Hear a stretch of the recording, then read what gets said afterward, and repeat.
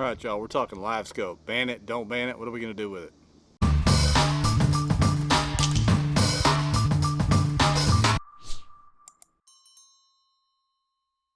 All right, so the hot news of the last week or so has been a pike series or pike tournament up north banned Livescope. We're not going to get into all that and why they did that or anything like that. But it rehashed or brought up again. I shouldn't say brought up again, it's really never gone away. The argument that Livescope shouldn't be allowed in any tournament. They banned it, it seemed like, for one team up there, but that, like I said, that's not kind of center to this argument or this discussion. We're going to talk about why it should be banned, why it's not banned, get into some reasons on both sides. I'll kind of ride the fence on it, then I'll give you my opinion at the end here of whether it should or shouldn't be banned from tournaments on the bass boat side, the kayak side, or whatever.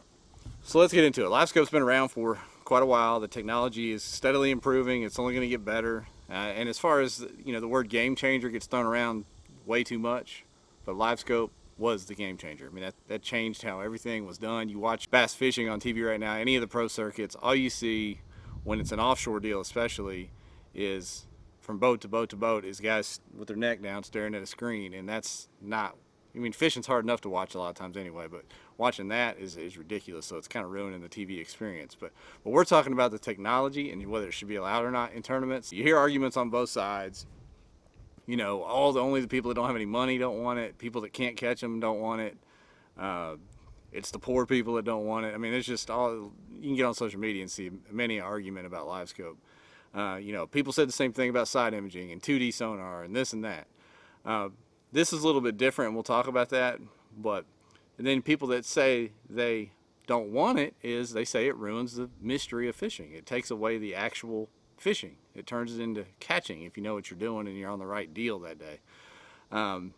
Is it magic like that? I don't really, don't know or don't think so.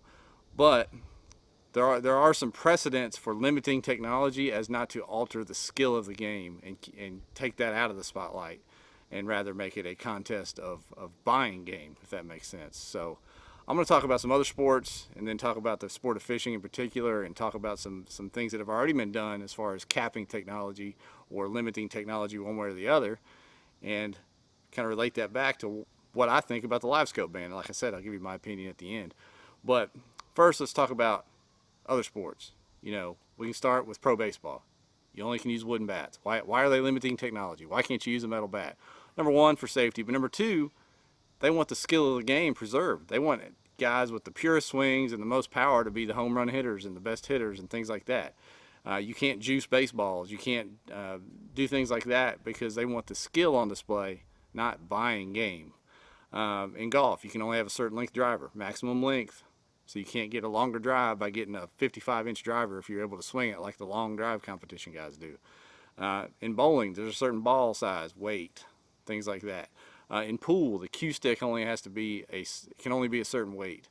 Cornhole, the bag has to be a certain size. We can go on and on to different sports. And frankly, I'm not even calling fishing a sport. It's more of a high-level skill, so I think it's more important to even preserve the skill even more. On the fishing side of things, it's not like it's some breaking news that they would limit technology. They already do it. We'll use Bass, for example, Bassmaster Elite Series, their rule set, for an example. You can't use the Alabama rig. They banned the Alabama rig years ago. All the tournament trails did that on the high level. That's a $15 to $40 piece of tackle. It's not high level technology, but it's a fish catcher. They banned it because it made fishing too easy. You have a 250 horsepower maximum in the Elite Series. Why are they limiting that technology? Maybe for safety reasons, I don't know, but they wanted a level playing field, I think, more than anything. It used to be 150 horsepower. I'm sure the motor manufacturers got in their ear a little bit and made them change that. You can't have longer than a 10-foot rod. I don't know why you would need that, but there's a limit on rod length. You can't use nets. That's a simple piece of technology, but they make you land the fish in a traditional method without a net. And then what a lot of people call the odd default rule, you can only use one boat the whole season. You can't switch between different boats. You can't get in a jet boat or a small metal boat if you've used a big fiberglass all year. So they're limiting your use of technology there already. On the kayak side of things, in the Bass Open Series, the Hobie Bass Open Series, which is kind of the most popular series right now in kayak fishing, not kind of, it is the most popular series, can't use motors. They limit your technology there. They want your physical fitness and skills on display, fishing skills, And like I said, bringing physical fitness and fatigue into the game a little bit by not allowing motors, limiting that technology. Bass and KBF allow motors, but they only allow one. They don't allow two. You can't have a stern mount and a bow mount. It can be one or the other. Limit on technology. I say all that to say it's not unprecedented for any sport, any high-level skill or high-level competition to cap or limit technology. So why hasn't this one been limited? I think the short and simple version of it is, just like increasing the horsepower size over there on the Elite Series, is money. The electronics companies throw a lot of money at these tournament trails. Tournament trails probably drive their sales as much as anything, although there's a lot more recreational anglers. I don't know how many rec anglers invest the money in something like a Livescope as compared to tournament anglers. But money, they haven't talked about banning any of that kind of stuff, so I don't know. Now, do I think it should be banned? Personal opinion, yes, I think it should be banned. I think maybe it should be allowed up and through practice, but on tournament day, I think it should be purely skill driven. Yes, you can find fish with side imaging and downscan and 2D sonar and all that kind of stuff, GPS mapping. But the fact is, once you get there, you're not watching the fish eat your bait live on camera, basically, or watching how they react to a bait live on camera, basically. That's why I don't think it should be allowed. Now, am I going to turn my nose up at tournaments and not fish them because they do allow it? I mean, I'm not Randy Blockett. I'm not like that. If they allow it, I'm going to get it. When they started allowing big head, large head drivers in golf, I went out and got one. Even though what I used to have was a steel shafted, tailor-made burner with a little tiny metal head on it. When they allowed that upsize and technology increased and it wasn't against the rules, I went and got it. When they got a pedal drive kayak and I was paddling, I went and got that pedal drive. When they got a motorized kayak, it wasn't for motors in tournaments, but it's allowed, so I got them.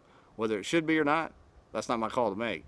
But these organizations, they have a call to make on this Livescope. I think it's coming. I think that Pike tournament deal just kind of opened another can of worms that wasn't ever closed. It was just an ongoing discussion and argument. But who's going to be the first organization to do it, and will it catch on, and will others do it? I don't know.